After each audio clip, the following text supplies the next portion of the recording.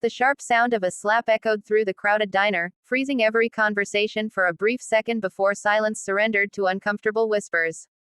A teenage girl sitting in a wheelchair slowly turned her face back toward the table, her cheek burning red while tears filled her eyes. The boys standing around her laughed loudly, enjoying the humiliation they had just created in broad daylight. Dozens of people watched. Some looked away. Others pretended nothing had happened. Not a single person stood up. At that heartbreaking moment, the young girl realized that sometimes loneliness hurts far more than pain itself. She had no idea that exactly 1 hour later, a group of bikers would walk through those same doors and change not only her day, but her entire life.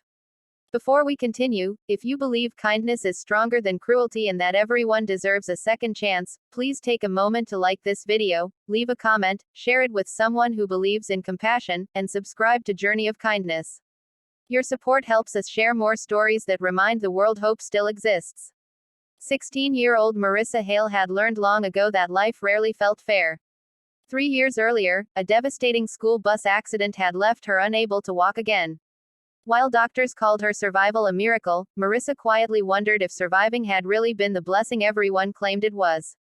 She had lost not only the use of her legs but also many of the friends who had once promised they would never leave her side. Invitations disappeared. Phone calls became shorter until they stopped altogether. Hallway conversations ended the moment she rolled closer. She had become invisible, not because people could not see her, but because they no longer knew how to look at her. Despite everything, Marissa refused to surrender completely. Every Saturday morning she volunteered at the local library reading stories to younger children. Their innocent smiles reminded her that kindness still existed somewhere in the world. After volunteering, she treated herself to lunch at the little roadside diner called Maple Corner. The waitresses knew her by name. The elderly cook always added extra fries without charging her. It was one of the few places where she felt like an ordinary teenager instead of someone everyone pitied. That sunny Saturday began like every other. Warm rays of light poured through the diner windows while families enjoyed breakfast and truck drivers stopped for coffee before long trips. Marissa parked her wheelchair beside her favorite booth and opened the mystery novel she had borrowed from the library while waiting for her grilled cheese sandwich. Across the room sat 5 local high school athletes who had built reputations for making other students miserable. Led by 18-year-old Trevor Knox, they thrived on mocking anyone they considered different. They laughed loudly, threw food across the room, and constantly searched for someone weaker to entertain themselves. It did not take long before Trevor noticed Marissa. The jokes started quietly. Then came the cruel comments. Soon the boys surrounded her table, pretending curiosity while asking insulting questions disguised as humor. Every word chipped away at the confidence Marissa had spent years rebuilding. She kept her eyes lowered, hoping they would eventually become bored. Instead, Trevor reached toward her face. The slap came without warning. The diner fell silent. Marissa's glasses landed on the floor. Her book slipped from her lap. For several painful seconds, nobody moved. The manager nervously glanced around the restaurant but hesitated. A young couple looked horrified yet remained seated. An older man clenched his fists before lowering his head into his coffee cup. Fear defeated courage one table at a time. The bullies laughed as they walked outside, convinced they had created another funny story to tell their friends. Marissa quietly picked up her glasses with trembling hands. She tried to hide the tears rolling down her cheeks, but the kind waitress named Helen saw everything. She rushed over, knelt beside the wheelchair, and gently placed a comforting hand on Marissa's shoulder. Helen apologized over and over, though none of it had been her fault.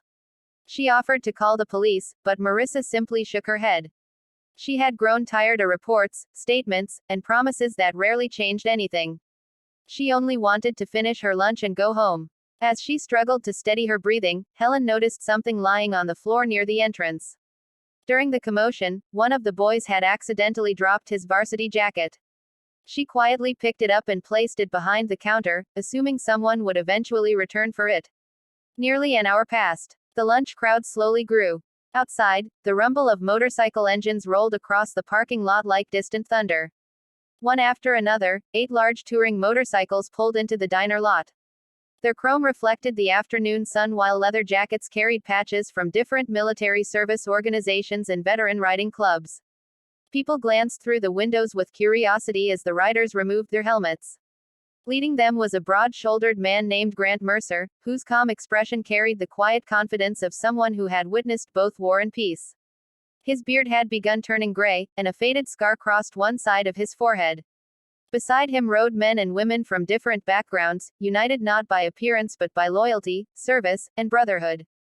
They entered laughing after finishing a charity ride that raised money for children's hospitals. Then Grant noticed Marissa, noticed her swollen cheek, noticed the sadness in her eyes, noticed the silence hanging over the diner. The laughter disappeared instantly. Without saying a word, Grant walked toward the counter and politely asked Helen what had happened. The waitress hesitated before explaining everything. She pointed toward the forgotten varsity jacket. Grant quietly examined the school logo stitched onto the sleeve.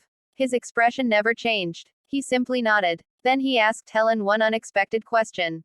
Had Marissa been treated kindly before today? Helen smiled sadly and explained how the young girl visited every Saturday after volunteering with children at the library, always thanking everyone, always smiling despite carrying unimaginable pain. Grant slowly walked toward Marissa. He did not speak to her like she was fragile. He did not pity her. Instead, he asked if he could sit beside her. For the first time that day, someone treated her like an equal. The other bikers quietly filled nearby booths without creating a scene. They ordered lunch, joked with the staff, and made the atmosphere feel safe again. Slowly the fear inside the diner faded. Grant eventually learned about the accident that had changed Marissa's life. He also shared part of his own story. Years earlier, while serving overseas, he had lost several close friends during a rescue mission. Returning home had been harder than surviving combat. He spent years believing life had ended even though his heart continued beating. Riding motorcycles eventually gave him purpose again, but kindness from strangers had given him the strength to reach that point. Marissa listened carefully. For the first time in months, someone understood invisible pain without trying to erase it with empty words. Meanwhile, outside the diner, Trevor and his friends returned after. Realizing the missing jacket belonged to them, they swaggered toward the entrance, laughing exactly as before. The moment they stepped inside, every biker slowly looked up. No shouting followed. No threats. No violence. Just complete silence. Grant calmly stood. He held Trevor's jacket in one hand. The entire room watched. Trevor confidently reached for it, but Grant did not immediately let go. Instead, he quietly asked whether the jacket represented pride, honor, and teamwork. Trevor nodded awkwardly. Grant then asked another question that echoed throughout the diner. If the jacket represented those values, why had its owner publicly humiliated a girl who could not defend herself? Trevor suddenly realized every eye in the restaurant rested upon him. Parents, children, truck drivers, waitresses, veterans, everyone. The confidence that had fueled his cruelty vanished beneath overwhelming shame. Grant finally released the jacket. He simply told Trevor that strength was never measured by the ability to frighten weaker people. Real strength meant protecting those who could not protect themselves. Then the veterans quietly stood together. Not aggressively, not angrily, simply united. The image alone spoke louder than any threat ever could. Trevor's friends slowly backed away. One by one they left the diner without saying another word. Trevor remained frozen near the entrance. For the first time in years, nobody admired him. Nobody laughed with him. He finally understood what humiliation truly felt like. Several days later, something unexpected happened. Marissa received a handwritten letter. It came from Trevor. There were no excuses. No attempts to blame anyone else. Only a sincere apology admitting he had become the kind of person he never wanted to be. He confessed that watching the veterans silently defend someone they barely knew forced him to confront the ugliness inside himself. He asked for nothing except forgiveness, promising to become better whether or not she accepted his apology. Marissa stared at the letter for a long time. Forgiveness did not erase pain. But refusing forgiveness would not heal it either. Weeks later, Trevor quietly began volunteering at the same public library where Marissa read stories to children. At first, nobody trusted his intentions. He accepted every suspicious glance without complaint. Instead of demanding another chance, he worked patiently to earn one. Months passed. He repaired damaged books, organized donations, helped elderly visitors carry heavy boxes. Eventually, he apologized personally to Helen and every employee inside Maple Corner Diner. Change did not happen overnight. It happened one humble decision at a time. Grant and the bikers continued visiting the diner every month after their charity rides. They became regular customers, bringing laughter instead of fear. Marissa often joined them, no longer sitting alone with a book but surrounded by people who reminded her that family is sometimes chosen rather than born. She eventually began speaking at local schools about kindness, resilience, and invisible struggles. Her story reached hundreds of students who admitted they had stayed silent while witnessing bullying because they feared becoming targets themselves.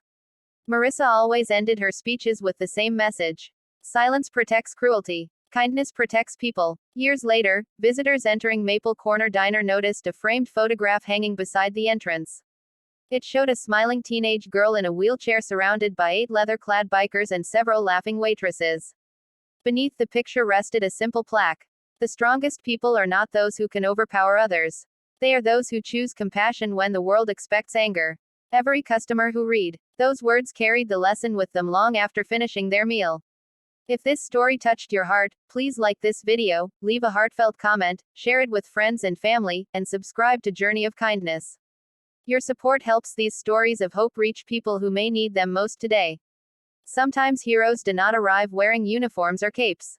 Sometimes they arrive wearing worn leather jackets, carrying years of experience, and choosing quiet dignity over loud revenge.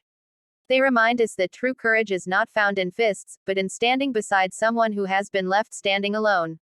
And while cruelty may echo for a moment, genuine kindness has a way of echoing for a lifetime.